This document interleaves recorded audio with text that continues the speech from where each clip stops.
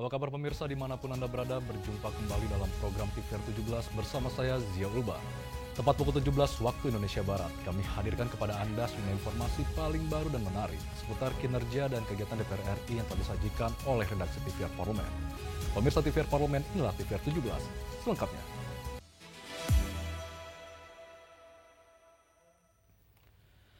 Komisi 2 DPR RI dorong peningkatan kualitas tenaga pendidik di Sekolah Tinggi Pertanahan Nasional Yogyakarta sebagai upaya untuk memperkuat daya saing dan mutu pendidikan di bidang pertanahan. Komisi 2 DPR RI menekankan pentingnya peningkatan kualitas tenaga pendidik di Sekolah Tinggi Pertahanan Nasional STPN Yogyakarta agar lembaga tersebut semakin berdaya saing dan berkualitas. Dalam kunjungan kerja ke STPN, anggota Komisi 2 DPR RI Taufan Pawe menyoroti masih terbatasnya tenaga pendidik berkompeten di lembaga tersebut. Ia menegaskan, peningkatan kualitas dosen merupakan kunci untuk melahirkan sumber daya manusia pertahanan yang profesional dan unggul. Sepertinya perlu sekali dilakukan evaluasi, pembenahan yang mengarah kepada peningkatan eksistensi sekolah pertanahan itu sendiri. Kenapa? Karena tidak bisa dipungkiri ini adalah embrio dari SDM Kementerian ATR BPN itu nantinya yang akan terjun ke masyarakat. Tentu diharapkan SDM dan output dari sini adalah mereka-mereka yang andal, berintegritas, dan bisa tampil sebagai kawal terdepan menjaga marwah institusi ATR BPN. Komisi 2 DPR RI berkomitmen untuk terus memantau perkembangan STPN serta mendorong pemerintah meningkatkan kualitas tenaga pendidik, sarana dan prasarana pendukung. Melalui upaya tersebut, diharapkan STPN dapat memperkuat perannya sebagai lembaga pendidikan pertahanan yang berkualitas dan berkontribusi bagi pembangunan nasional. Dari Yogyakarta, Koko Inugroho, TVR Parlemen melaporkan. Demi tekan tingginya harga pangan dan memperlancar distribusi kebutuhan pokok di wilayah timur Indonesia, Komisi 6 DPR RI dorong penguatan peran PT Pelindo sebagai BUMN yang berkontribusi dalam memperkuat konektivitas nasional. Tingginya harga pangan di wilayah Indonesia Timur masih menjadi persoalan yang membebani masyarakat. Keterbatasan akses transportasi dan distribusi membuat kebutuhan pokok sulit dijangkau, terutama di daerah terpencil. Badan usaha milik negara di sektor pelabuhan, khususnya PT Pelindo, dinilai memegang peran penting dalam memperbaiki kondisi tersebut. Dalam kunjungan kerja ke Sulawesi Selatan, anggota Komisi 6 DPR RI Fauzia Helga Tampu Bolon menilai kehadiran Pelindo berkontribusi besar dalam memperkuat konektivitas di wilayah timur Indonesia. Pembangunan yang dilakukan Pelindo dinilai membuka jalur distribusi hingga ke daerah-daerah terpencil. Fauzia menambahkan, semakin lancarnya konektivitas antar daerah membuat kebutuhan pokok lebih mudah dijangkau masyarakat, termasuk di Papua, Papua Barat Daya, dan Maluku. Meski harga bahan pokok masih relatif tinggi, kelancaran distribusi merupakan langkah awal agar masyarakat tetap dapat memenuhi kebutuhan dasar, yang mendorong pemerintah bersama Pelindo untuk terus melakukan evaluasi, sehingga harga kebutuhan masyarakat di wilayah timur dapat semakin terjangkau. Saya berterima kasih untuk Pelindo yang sudah membangun wajah daerah-daerah terpencil di Papua, Papua Barat Daya, Maluku, Indonesia Timur. Hubungan antara satu daerah dengan daerah yang lain membuat pangan bisa terdistribusi ke daerah-daerah kecil dan walaupun agak mahal tapi kami bisa memperoleh itu. Semua bisa mendapatkan 5 bahan pokok itu walaupun mahal ya. Tapi ya untuk saat ini mendapatkan saja sudah bersyukur. Dari Sulawesi Selatan, Akbar Prayoga, TVR Parlemen melaporkan. DPR RI dukung pelaksanaan kebijakan baru pemerintah terkait distribusi pupuk bersubsidi yang lebih sederhana dan tepat sasaran sebagai upaya untuk memperkuat ketahanan pangan nasional melalui optimalisasi lahan pertanian. Kebijakan baru pemerintah terkait distribusi pupuk bersubsidi yang lebih sederhana dan tepat sasaran menjadi langkah penting dalam memperkuat ketahanan pangan nasional. Untuk mendukung hal tersebut, Komisi 4 DPR RI mendorong optimalisasi lahan pertanian melalui program pendamping peningkatan ekonomi pertanian yang melibatkan penyuluh di Sumatera Selatan. Wakil Ketua Komisi 4 DPR RI Panggah Susanto menjelaskan bahwa saat ini Distribusi pupuk bersubsidi hanya melibatkan dua institusi, yakni Kementerian Pertanian dan Pupuk Indonesia. Kedua lembaga tersebut berperan dalam perencanaan, produksi, hingga distribusi. Sesuai dengan Peraturan Presiden Nomor 6 Tahun 2025 tentang tata kelola pupuk bersubsidi. Pangga mendorong agar penyaluran pupuk bersubsidi difokuskan pada sentra produksi beras, khususnya di Kabupaten Banyuasin, sehingga seluruh petani dapat memperoleh pupuk dengan harga terjangkau untuk menekan biaya produksi. Ia berharap pembelian gabah kering giling oleh Bulog dapat ditetapkan sesuai harga pokok pembelian, yakni Rp6.500 per kilogram. Sebagai lumbung beras nasional, harus seluruh daya upaya atau seluruh sumber daya harus bisa dikerahkan untuk support daripada lumbung-lumbung beras ini, lumbung-lumbung pangan ini.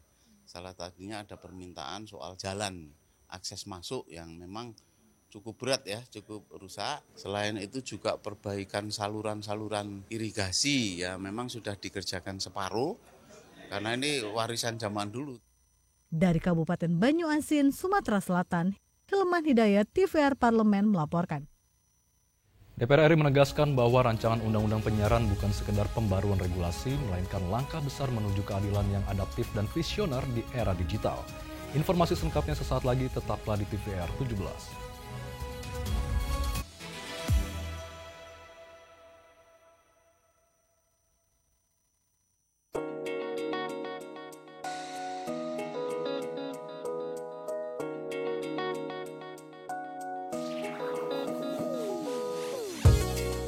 Kehadiran mereka tidak hanya mewakili suara perempuan, tetapi juga membawa perspektif yang beragam serta pengalaman hidup yang unik ke dalam proses pembuatan kebijakan.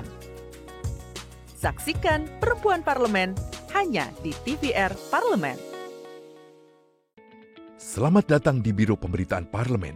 Anda memasuki kawasan zona integritas menuju wilayah bebas dari korupsi atau WBK. Dan wilayah birokrasi bersih dan melayani atau WBBM. Biro Pemberitaan Parlemen berkomitmen penuh untuk mewujudkan wilayah bebas korupsi dan wilayah birokrasi bersih dan melayani. Komitmen kami, pejabat dan jajaran memiliki komitmen tinggi untuk mewujudkan WBK dan WBBM melalui reformasi birokrasi, khususnya dalam hal pencegahan korupsi dan peningkatan kualitas pelayanan publik. Kedua, bebas dari korupsi dengan terwujudnya wilayah bebas korupsi atau WBK, yang artinya bebas dari KKN, gratifikasi dan dari segala bentuk pungutan liar atau pungli. Terakhir, pelayanan prima dengan terwujudnya wilayah birokrasi bersih melayani, yaitu dengan meningkatnya kualitas pelayanan publik dan tercapainya kepuasan masyarakat terhadap pelayanan.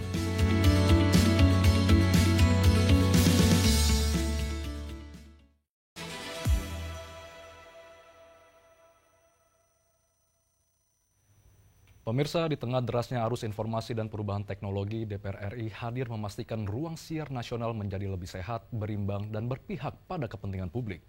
Melalui rancangan undang-undang ini, DPR berkomitmen menciptakan ekosistem penyiaran yang melindungi kebebasan berekspresi, namun tetap menjunjung etika, nilai budaya, dan tanggung jawab sosial. Inilah langkah menuju masa depan penyiaran Indonesia yang lebih kuat, modern, dan berkeadilan. Simak liputan mendalam yang telah dikemas oleh tim redaksi TVR Parlemen dalam segmen editorial Parlemen berikut ini.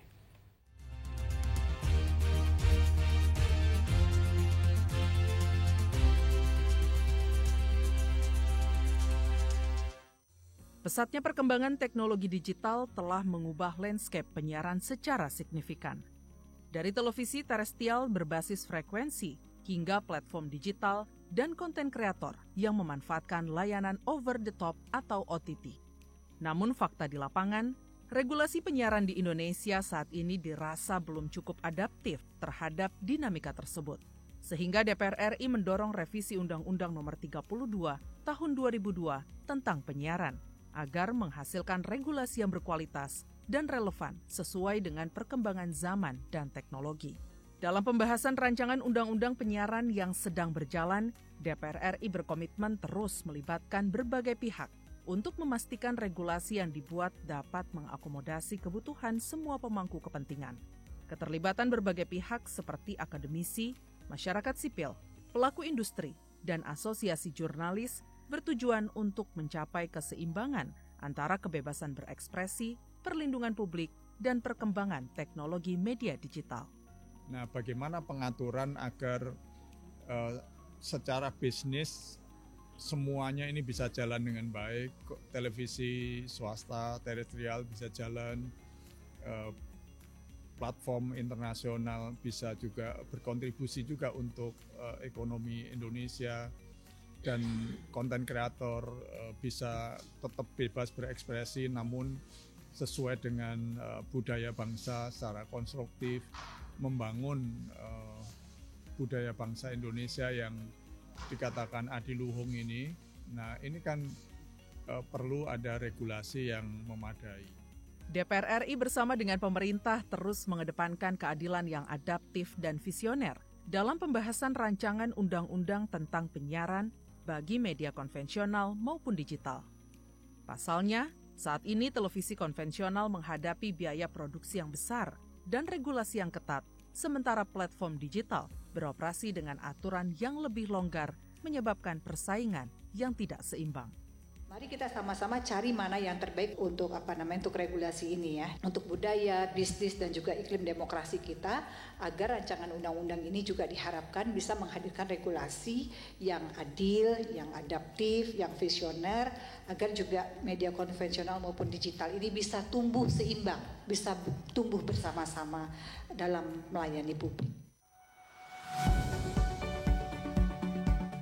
Anggota Komisi 1 DPR RI Andina Tresia Narang menegaskan, rancangan undang-undang penyiaran tidak membatasi ruang berekspresi masyarakat pada platform digital, namun justru ingin menciptakan kesetaraan aturan atau equal playing field antara media konvensional dan digital. Banyak kegiatan live streaming di media digital yang kerap mengandung kata kasar, umpatan, dan vulgar yang tidak layak dikonsumsi, dikhawatirkan akan menjadi ancaman serius bagi moral dan karakter generasi muda Indonesia. Tapi kami tidak melakukan pembatasan, tetapi kami melakukan equal playing field antara media konvensional atau TV terestrial dengan platform media yang baru. Jadi misalnya di media yang lama atau TV terestrial, kita mempunyai satu namanya wadah yang mengontrol mereka, itu KPI. Misalnya pada saat penyiaran tidak boleh merokok, tidak boleh melakukan kata-kata kasar. Banyak aturan-aturan atau kaedah-kaedah yang harus ditepati. Nah, sekarang kita punya lagi nih masalah dengan digital. Kami tidak ingin adanya pembatasan untuk kebebasan bersuara, tidak, tetapi dengan aturan-aturan yang tepat. Sekarang ini bisa kita lihat di platform digital yang baru banyak sekali live streaming dengan kata-kata kasar, live streaming bisa merokok. Walaupun memang sudah ada di beberapa platform media yang beberapa tuh yang mempunyai community guidelines. Dan itu yang kami ingin atur. Rancangan undang-undang tentang penyiaran juga diharapkan dapat menjadi penguat kewenangan peran dan kelembagaan Komisi Penyiaran Indonesia demi mendorong semua media untuk menyajikan konten yang mendidik dan informatif bagi semua kalangan, termasuk anak-anak.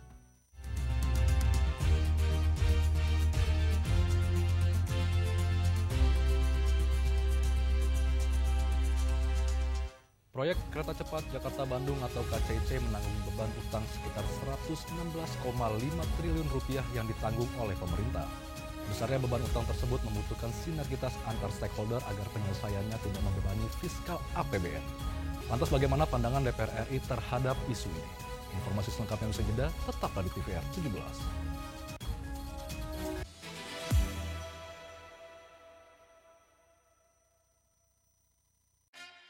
Yuk kita kenalan dengan anggota DPR RI periode tahun ini. Dari depan kursi. Di balik kursi. Gini, di balik kursi. Aku menjadi sesuatu yang mungkin bisa kau rindu. Acap kahiji, rukun sakabena. Itulah pokok nama. Semakin penasaran kan bagaimana kiprah karir politiknya?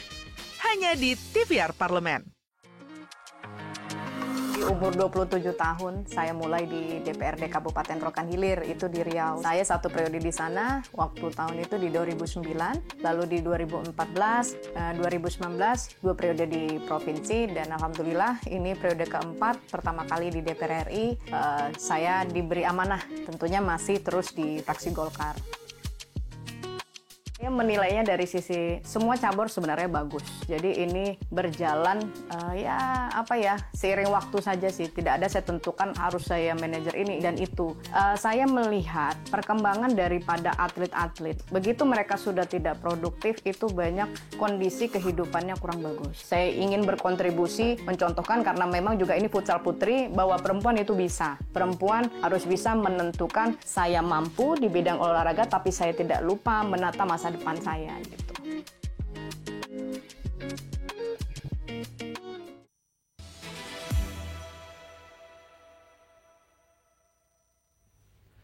Anda kembali di TVR 17 dalam menangani polemik utang KCIC supaya tidak membebani APBN. Komisi 6 DPR RI berencana akan memanggil Kementerian Keuangan dan Danantara untuk mencari titik temu penyelesaian terbaik. Informasi selengkapnya berikut laporan rekan kami Dadi Ramadan dari Gedung DPR RI Senayan, Jakarta. Baik pemirsa TVR Parlemen, memang kalau kita melihat terkait dengan bagaimana kereta cepat Indonesia-Cina saat ini tengah menjadi sorotan masyarakat, di mana hutang dari konsorsium terkait pembiayaan ini mencapai 7,5 miliar dolar Amerika Serikat yang membebani keuangan konsorsium.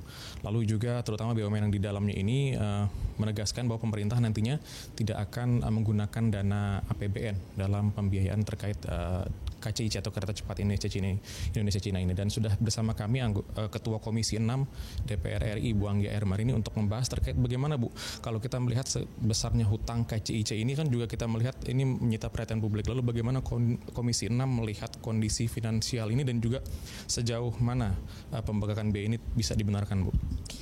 Ini kondisinya kan memang sangat berat ya. Jadi bagi BUMN, bagi korporasi tentunya ini sangat berat sekali karena di awal pembentukannya atau awal kemarin investasi pertama itu memang tidak dihandle langsung oleh pemerintah gitu ya, oleh negara.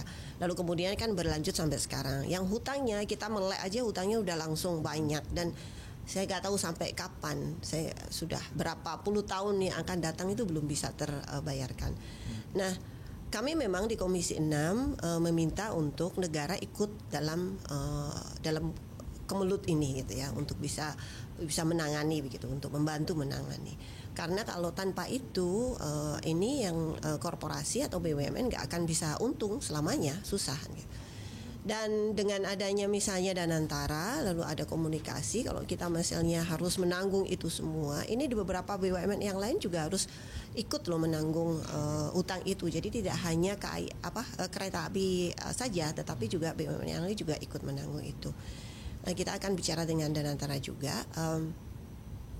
Kalau cita-citanya Pak Presiden Danantara ini menjadi sebuah entitas yang bisa berkembang, tetapi kalau di awal itu sudah menanggung hutang yang endless kayak gini, ini juga susah gitu. Menurut kami sih susah untuk bisa berkembang. Meskipun kemudian kita pasti ada jalan keluar. Jadi kita bisa diskusi dengan Pak Menkyu juga gitu ya. Kita bisa diskusi gimana caranya supaya negara juga tidak terugikan, BUMN tetap berkembang dengan baik.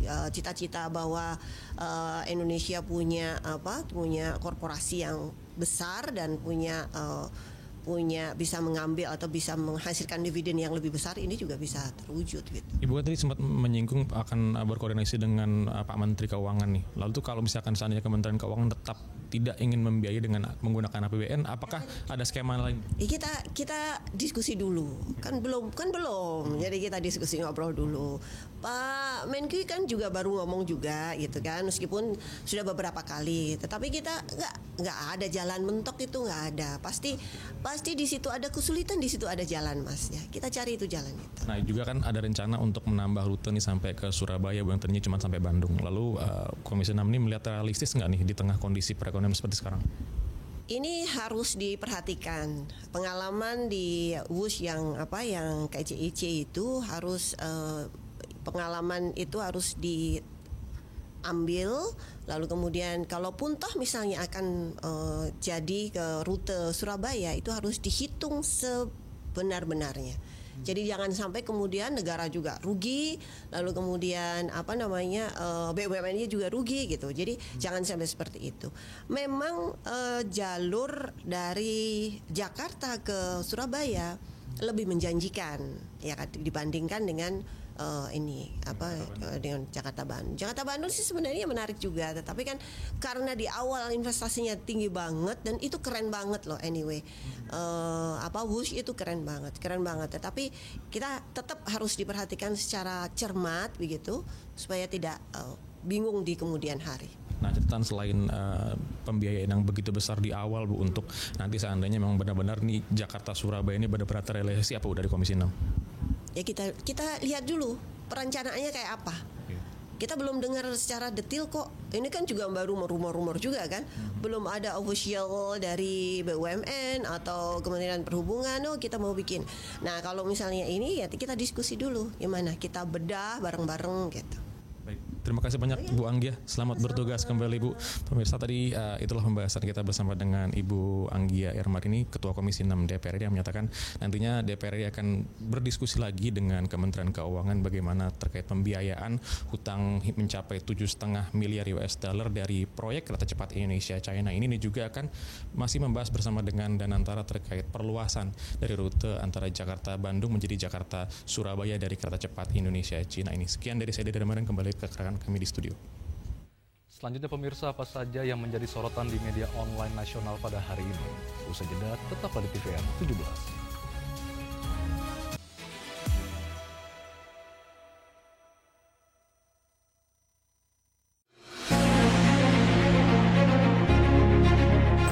Sasarannya dari Bapak Presiden kita, satu kabupaten kota harus ada satu sekolah rakyat. Itu targetnya Pak ya? Targetnya. Berarti akan ada ribuan titik sekolah rakyat ke depannya Pak ya? Jangan sekolah rakyat yang diperuntukkan untuk masyarakat miskin dan lain-lain tiba-tiba disalahgunakan oleh orang-orang yang berkemampuan yang notabene mereka juga sanggup menyekolahkan anaknya di sekolah-sekolah yang biasa. Nah, bagaimana memastikan bahwa program ini bisa terus berlanjut? Tentunya kami dari DPR RI terus mendorong supaya pemerintah ini menganggarkan terus. Jangan berhenti di tengah jalan. Dengan dibangunnya sekolah rakyat ini akan menciptakan anak-anak yang berprestasi. Mungkin nanti lahirnya di daerah 3T. Itu salah satu mimpi Bapak Presiden kita. Itu sangat luar biasa. Kalau cerita itu mau nangis saya, karena itu memang keinginan seorang pemimpin untuk mensejahterakan.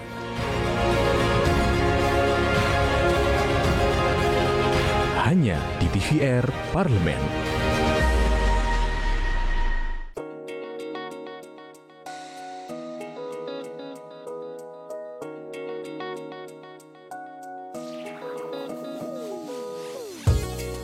Kehadiran mereka tidak hanya mewakili suara perempuan, tetapi juga membawa perspektif yang beragam serta pengalaman hidup yang unik ke dalam proses pembuatan kebijakan. Saksikan Perempuan Parlemen hanya di TVR Parlemen.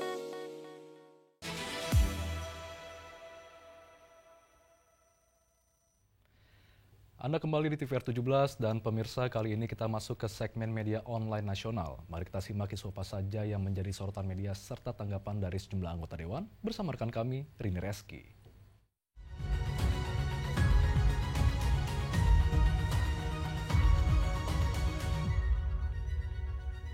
Baik, terima kasih rekan Zia Ulbar. Dan pemirsa, selamat sore, kita masuk ke segmen media online. Berita pertama yang menjadi headline di media online pada sore hari ini yaitu mengenai Saadiah Uluputi. Letakan batu pertama pembangunan MCK program Sanimas di Maluku Tengah. Kita lihat pemirsa di layar kaca. Dan di sini pembahasan dari beberapa media. Anggota Komisi 5 DPR RI yaitu Saadiah Uluputi menunjukkan komitmen nyata dalam memperjuangkan kesejahteraan dan juga kesehatan masyarakat. Dengan meletakkan batu pertama pembangunan MCK program Sanimas di Kabupaten Maluku Tengah. Tentunya program ini menjadi bukti konkret bahwa DPR RI terus mendorong pemerataan pembangunan infrastruktur dasar, terutama di wilayah yang masih menghadapi tantangan sanitasi dan juga akses air bersih. Tentunya kehadiran fasilitas MCK diharapkan dapat meningkatkan kualitas hidup masyarakat serta memperkuat kesadaran akan pentingnya pola hidup bersih dan juga sehat. Langkah ini sejalan dengan upaya mewujudkan tujuan pembangunan berkelanjutan, khususnya dalam aspek sanitasi layak dan juga air bersih bagi semua. Dan juga pemirsa, DPR RI terus berperan dalam memastikan program-program berbasis masyarakat seperti Sanimas dalam berjalan efektif, tepat sasaran, dan juga berkelanjutan. Dan pembangunan ini tidak hanya menjadi simbol gotong royong antara pemerintah pusat, daerah, dan juga masyarakat, tetapi juga mencerminkan semangat pelayanan publik yang berpihak pada kebutuhan dasar di seluruh pelosok negeri. Kita beralih ke berita selanjutnya yang juga menjadi headline di media online pada sore hari ini, yaitu Undang-Undang TPKS harus jadi gerakan sosial yang hidup di tengah masyarakat. Kita lihat kembali di layar kaca.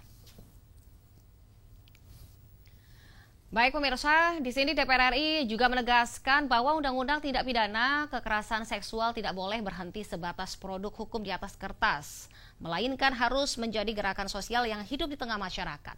Implementasi undang-undang TPKS memerlukan keterlibatan aktif seluruh elemen, mulai dari aparat penegak hukum, lembaga pendidikan, tokoh masyarakat hingga keluarga, untuk membangun budaya yang menolak kekerasan dan juga menjunjung tinggi keadilan bagi korban.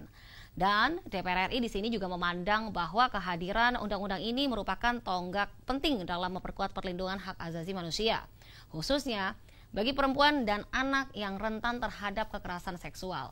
Keberhasilan ini juga maksud kami di sini keberhasilan undang-undang TPKS tindak pidana diukur dari jumlah kasus yang diproses hukum, tetapi juga dari perubahan sosial yang terjadi, meningkatnya kesadaran publik, keberanian korban untuk melapor, dan juga terbangunnya sistem dukungan yang empatik serta responsif. Pemerintah dan masyarakat sipil terus didorong untuk bersinergi dalam mensosialisasikan nilai-nilai Undang-Undang TPKS secara berkelanjutan.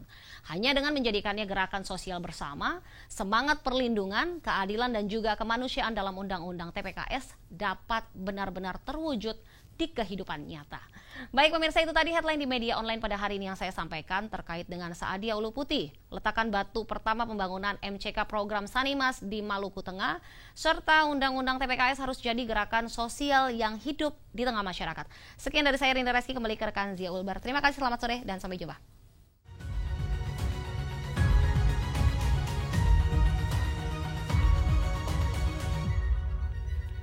Terima kasih rekan Rini yang telah menyampaikan sejumlah update sorotan dari media online nasional pada hari ini. Dan pemirsa, segmen media online tadi sekaligus menutup program TVR 17 edisi sore hari ini. Saya Zia Ulbar beserta seluruh kru TVR Parlemen yang bertugas mengucapkan terima kasih dan pamit undur diri dari hadapan Anda. TVR Parlemen, referensi Indonesia.